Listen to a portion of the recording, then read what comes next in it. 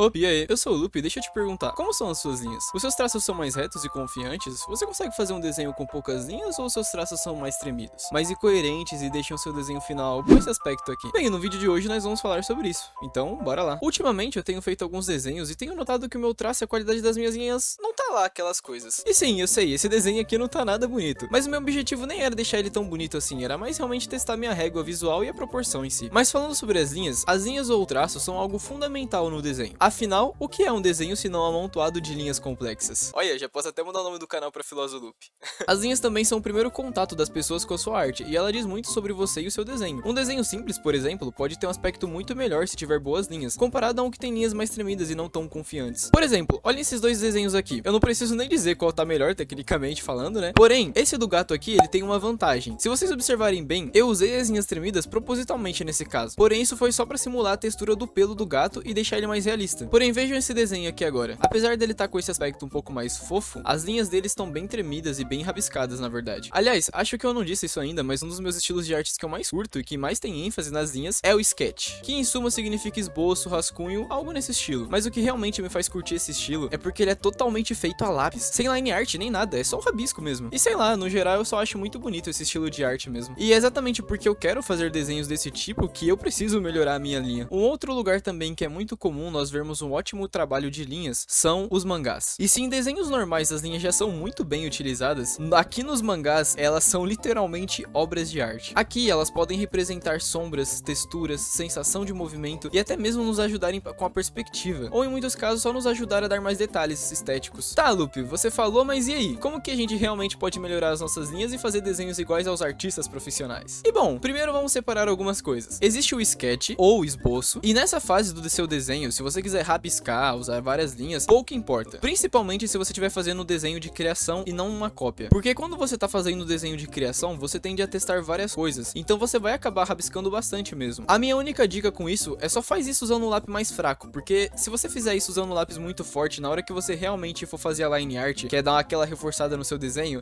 acredite, vai ser um completo desastre pra você. E eu sei, é meio contraditório falar que não importa muito essa fase, mas pensa comigo, o esboço serve pra você construir o desenho, certo? Você vai apagar ele pra reforçar depois de qualquer forma, então não precisa se preocupar, principalmente em desenhos de criação. Agora, quando realmente a gente quiser de fato melhorar o nosso traço e essa for de fato a ênfase do desenho que a gente estiver fazendo, e com isso eu quero dizer, o objetivo da gente fazer esse desenho, digamos que você pegue e fale, não, hoje, nesse desenho aqui, eu vou dedicar especificamente pra tentar melhorar o meu traço e fazer o melhor traço que eu puder fazer. Aí sim, a gente deve fazer ele todo pensando no traço, tanto no esboço quanto na line art. Aí de fato nós teremos que fazer os nossos melhores traços e os mais confiantes que a gente conseguir. E fazer isso realmente vai nos ajudar muito a melhorar o nosso traço. E além disso, é claro, eu também quero dar algumas dicas e sugerir alguns exercícios pra gente fazer pra dar uma melhorada no nosso traço. Mas antes de falar esses exercícios, eu quero falar um pouco sobre a ferramenta mais importante que vai nos ajudar a fazer traços melhores, que é o nosso braço. Sim, o nosso braço. Muitas pessoas costumam não usar o braço todo na hora de desenhar, mas acredite, fazer isso vai nos ajudar e muito. Temos que usar o nosso braço de maneira inteligente. Cada parte dele pode nos ajudar a fazer alguma coisa. Os nossos dedos, por exemplo, podem nos ajudar a fazer linhas mais detalhadas, como detalhes, por exemplo, dos olhos do personagem, aqueles detalhezinhos bem sutis e bem pequenos, os nossos dedos que fazem esse trabalho. A partir do nosso pulso, nós já podemos fazer linhas um pouco mais curvas, e serve para fazer detalhes como o cabelo, por exemplo. O nosso cotovelo pode nos ajudar a fazer linhas bem maiores e bem mais curvas também. Por exemplo, para cobrir uma área maior em algum desenho de gestual, por exemplo, nós usamos muito o nosso cotovelo para fazer isso. Já o nosso ombro pode nos ajudar a cobrir uma área bem maior do que o nosso cotovelo, mãos e dedos, além de, é claro, nos ajudar a fazer formas circulares. Experimenta fazer um círculo tentando usar o seu ombro e tenta notar como isso vai ajudar você a fazer essa forma de uma maneira muito melhor e muito mais fácil. Vai ser bem mais natural fazer um círculo assim do que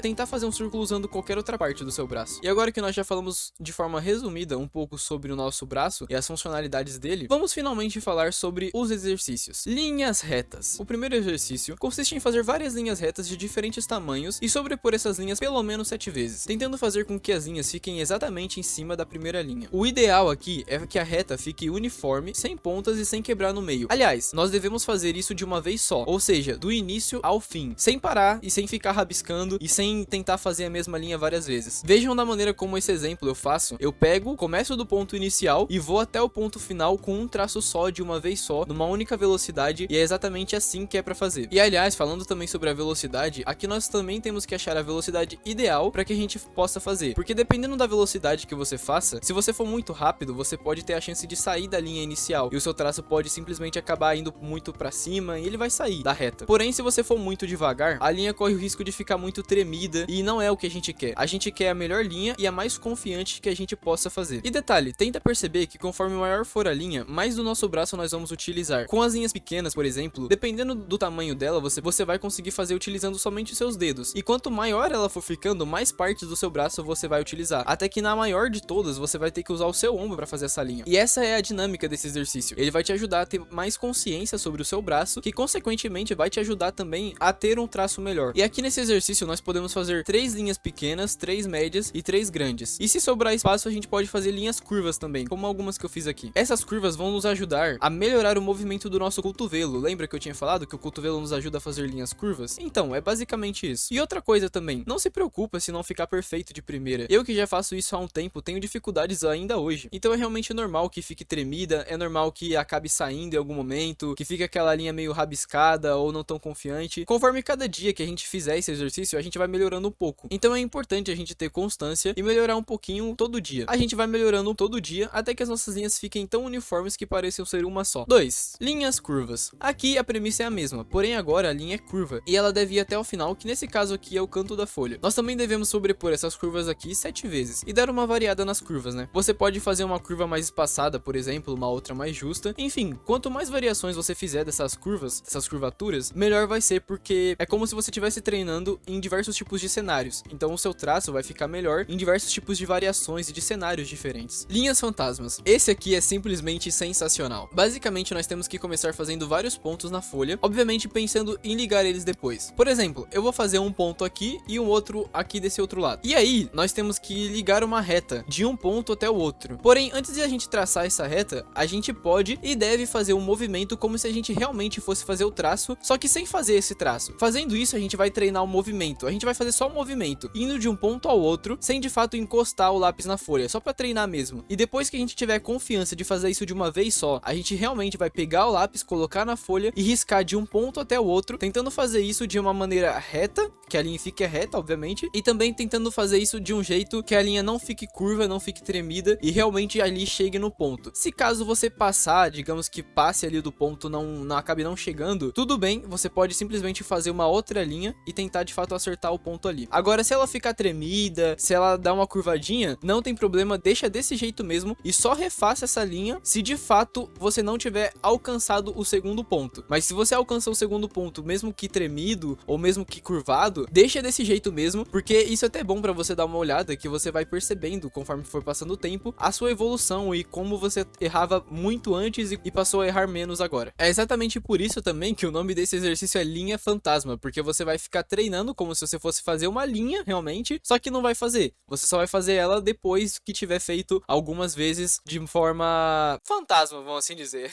Eu não entendo muito bem o nome desse exercício, mas enfim. O importante é, a gente faz isso quase que no desenho inteiro. Quando a gente tá desenhando, tem vários momentos onde a gente, quando vai fazer uma linha, fica treinando, por exemplo, várias vezes até de fato fazer ela. Digamos que a gente vai fazer uma reta muito comprida, ou sei lá, digamos que um personagem tenha um bastão e você vai fazer um bastão. Se você quer fazer esse bastão da melhor maneira possível, ao invés de você ficar fazendo o clássico rabiscando, você vai ali fazendo várias linhas de maneira rabiscada até conseguir fazer o bastão, você tenta fazer ele de uma vez só. E o que vai ajudar realmente você a fazer isso são as linhas fantasmas, são esse treino que a gente tá fazendo aqui. Ele serve justamente pra isso, pra poder te ajudar a fazer da melhor maneira possível os seus desenhos depois. Esse exercício ele vai treinar muito o nosso traço e também a nossa precisão. Por conta disso, de você ir de um ponto até o outro, vai muito treinar a sua precisão de fato pra ver o quanto que você consegue fazer uma linha reta entre um ponto e outro. E como exercício bônus, se você assim como eu tem dificuldade de fazer formas arredondadas, nós podemos fazer a tabela de círculos e elipses. Nesse exercício nós vamos fazer uma tabela, e aí vamos dividir ela no meio, ficando um lado na esquerda e outro lado na direita. Depois nós vamos fazer algumas divisões, então nós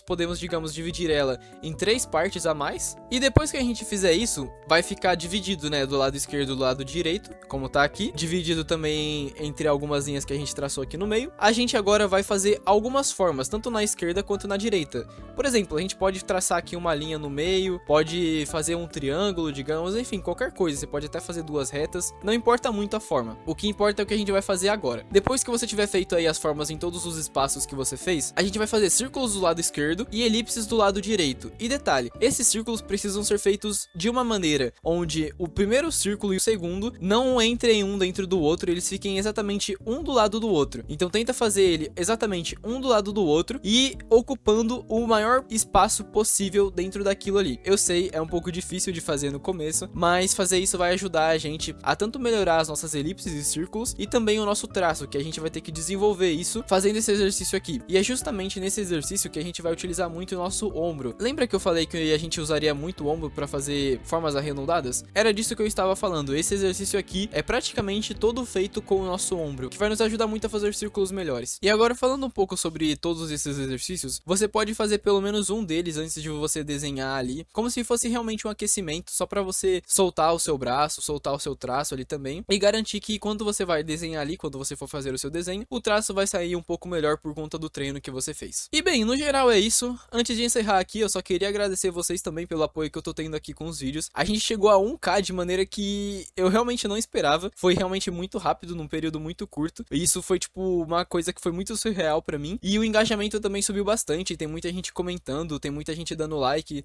falando que também tá nessa jornada junto comigo. E eu acho isso tudo muito incrível, é realmente muito legal. Eu comecei esse canal aqui, eu não fazia a menor ideia de que tinham tantas pessoas assim também tentando evoluir no desenho, de que a gente se conectaria tanto e a galera realmente gostaria de fazer algo junto, tentar realmente evoluir na arte, acompanhar a minha jornada. Então, muito obrigado mesmo a todo mundo que tem curtido aí os vídeos, assistido. E é muito legal poder produzir conteúdo e poder realmente contar com o apoio de vocês. E no geral é isso, muito obrigado por tudo e até o próximo vídeo. Falou!